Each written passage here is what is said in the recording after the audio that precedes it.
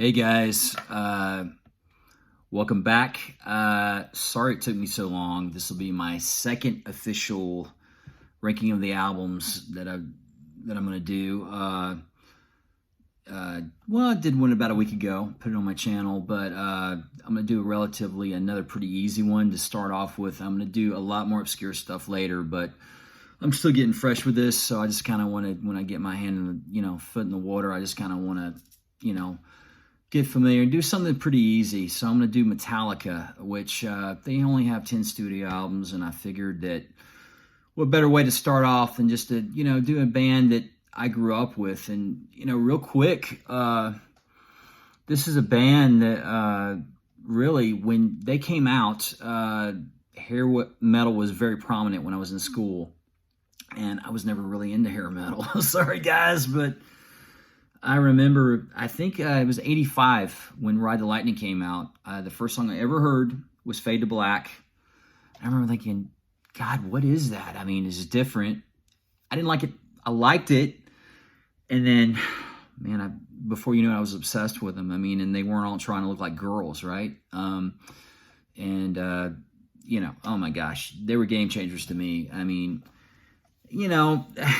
they've had definitely, to me, in my opinion, you'll find out here in a minute, a spotty career years later, but they were definitely game changers. And a lot of people consider them like the new Led Zeppelin in a lot of ways, right? I mean, they really are, especially if you see how big they are now, right? But what I'm going to do, just like I'm going to do with all these ranking out the albums, I'm going to go with my least favorite album to my favorite album, and just kind of work my way through like that, right?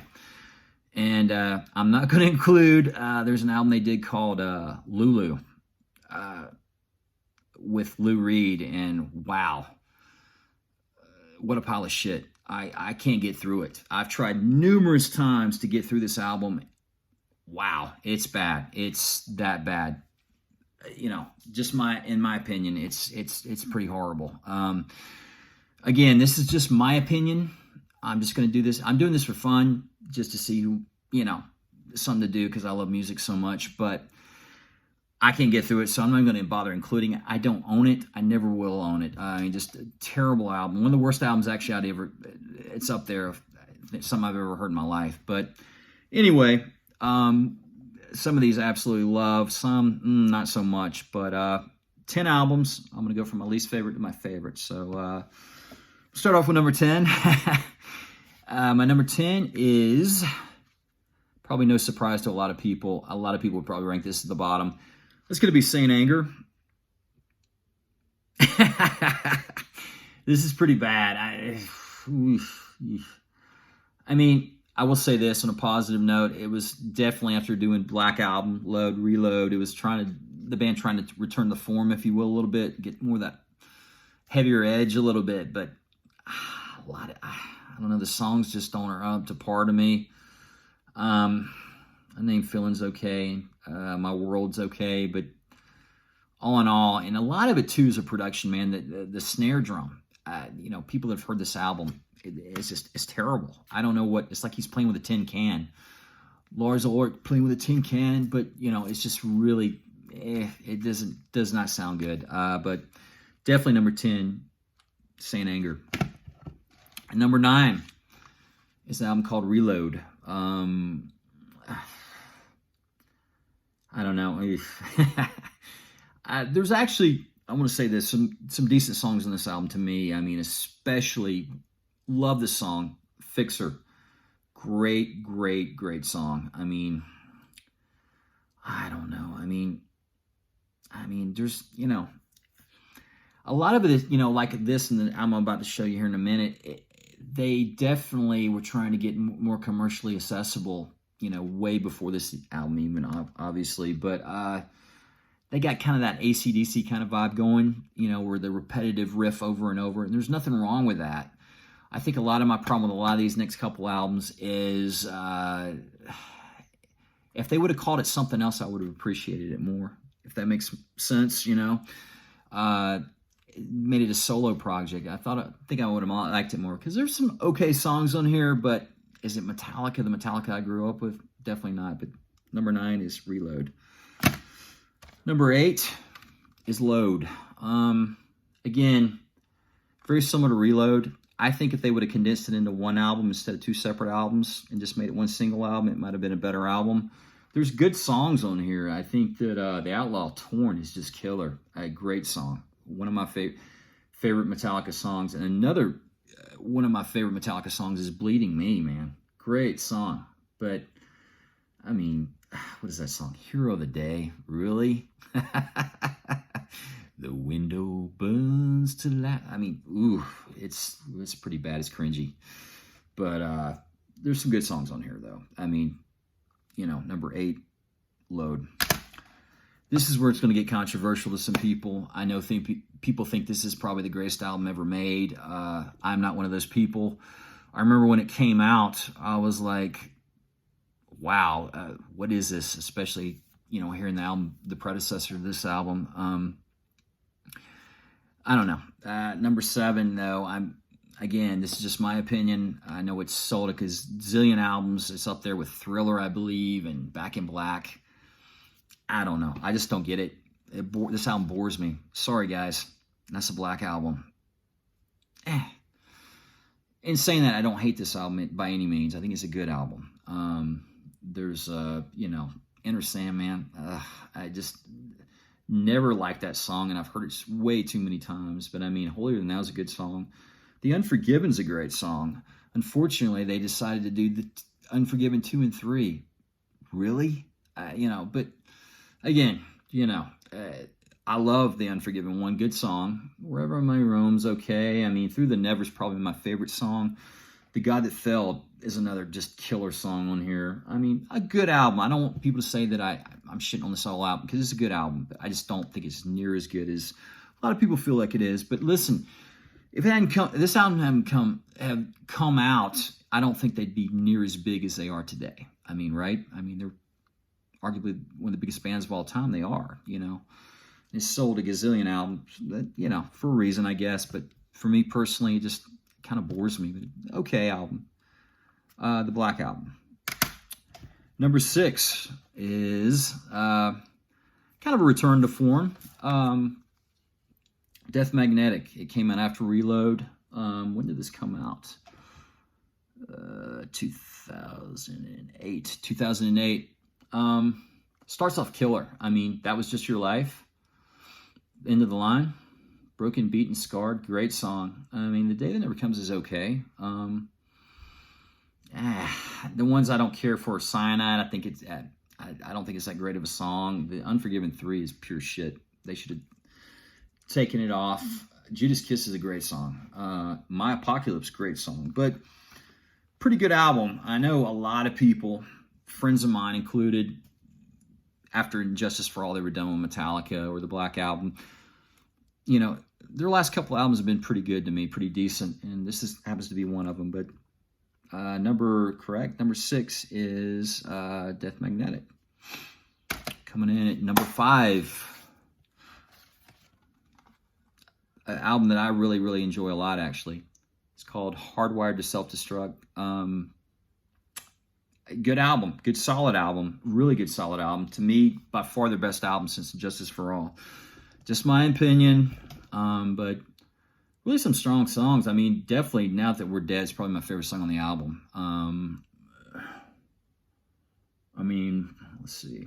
I mean, good, solid album. I mean, there's a couple that are not as good as others. Hardwired's a good song. Alice Arise. Moth into Flame. I mean, Spit Out the Bones, a killer song. Really heavy. But yeah, I mean, number 5 definitely would be this. And, you know, the next 4 are absolute classics to me. Absolute classics. You know, Game Changers changed my life. You know, I started dressing different and looking different after these albums came out. But they're kind of interchangeable. And again, these are just my opinion. But number 4 today, anyway. A lot of people that have this higher. And listen, I love this album. 5-star album to me. All the rest of these are. Ride the Lightning. Great album. I think a lot of it maybe just a little overplayed because it's the first time I ever heard by him. So I love this album. I hold it dear to my heart. Fade to Black, you know, is the first song I ever heard. I'm a little burnt out on it, but still a great song. I mean, probably my least favorite song is Escape, but I mean, Creeping Death, that's killer. That's the old Kirk Hammett riff, which happens to be when he was in the band Exodus. It was a riff that they were going to use in the band Exodus, which Kirk Hammett happened to form, which, you know, is for another one of these episodes I'll do, but I'll definitely do Exodus later. But good solid album. Number 4 is Ride the Lightning. Number 3, I know people shit on the production of this album, but Injustice for All, just a really, really great album. You know, first album came out after the death of Cliff Burton. And there's some really good stuff on here, though. I mean, to me, you know, Blackened's one of my favorite songs on the album. Shortest Straw. Afraid of Insanity is very underrated to me. Love the instrumental To Live Is To Die. I mean, really good stuff. I know people shit on the production because you can't hear really Jason Newsted's bass, but to me, I could still crank this up. Good, solid album. Great album. Injustice for All. Top 2. It's a really good one here.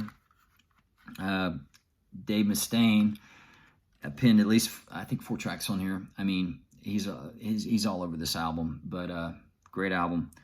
And that's Kill 'Em All. Man, this is killer. I've played this so many times through the years, and I mean, it doesn't get old. I mean, even Hit the Lights with the corny lyrics. I mean, just a great song. I mean, the Four Horsemen, which, you know, was originally called Mechanics, Dave Mustaine penned song.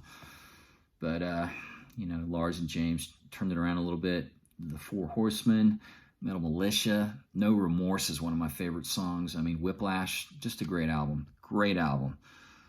I mean, it doesn't get better than this, folks. I mean, great album, Kill 'Em All. And number 1, which not only one of my favorite albums by Metallica, but probably one of the best albums to me ever made, period, in any genre of music, and that is Master of Puppets. Last album with Cliff Burton. It's just so good. How it starts off a battery, you know, Master of Puppets, The Thing That Should Not Be, Sanitarium, Disposable Heroes is the underrated song, Leper Messiah, Orion, just killer. Damage Incorporated, I mean, good stuff. Number 1 is definitely Master of Puppets. So I'm going to go real quick. Number 1, Master of Puppets. Number 2 is Kill 'Em All. Number 3, Injustice for All. Number 4, Ride the Lightning. Number 5 is Hardwired to Self-Destruct. Number 6, Death Magnetic. Number 7, The Black Album. Number 8, Load. Number 9, Reload. And number 10 is Saint Anger. Again, just my opinion. You know, hopefully no one gets butthurt because I had the Black Album at number 7 or whatever. But, I mean, it's just my opinion, right? And I meant to say these shows, some of these on vinyl. Oh, well, you get it. I mean, I got the first top 4, you know, Injustice for All, Ride the Lightning, you know, Kill 'Em All, and Puppets, of course. And just, you know, I got these on vinyl. Had to have them on vinyl. Actually, I got them on vinyl before I have them on cassette as well, too, somewhere in CD. And real quick, I just wanted to mention one thing. You know, a lot of these I'm going to talk about a lot of my bootlegs and stuff I have, too. I might probably do separate videos with my bootlegs, but definitely one of the strongholds of this band, too, is I love their covers of songs, and to me, this by far is my favorite. I got this when I was over in England, in Europe.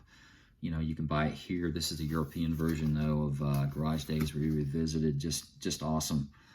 Just some great songs, and turn this on to so many songs. I mean, you know, from bands that we would have never known of. Of course, being number 1's Diamond Head, but I mean, there's a lot of really cool stuff on here. Love that.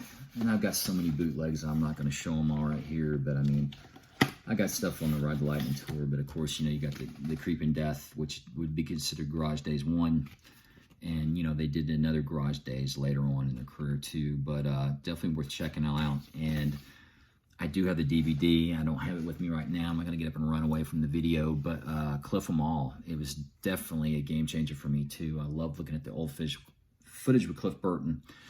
I mean, two things with this band to me, and they're still one of my all-time favorite bands that happened. They had no control. They lost Cliff Burton, and when they brought in Bob Rock, I'm not a fan. I know a lot of people love Bob Rock, and he did the Black Album and all that, but that's, to me, if you watch a year and a half of the life of Metallica, you can see it. They change, you know, and a lot of people think for the better, sure, but to me, it wasn't the same band after that. But definitely a DVD that I would highly recommend is Cliff 'Em All. By far my favorite DVD or anything they've ever done, because it shows so much old footage with Cliff Burton.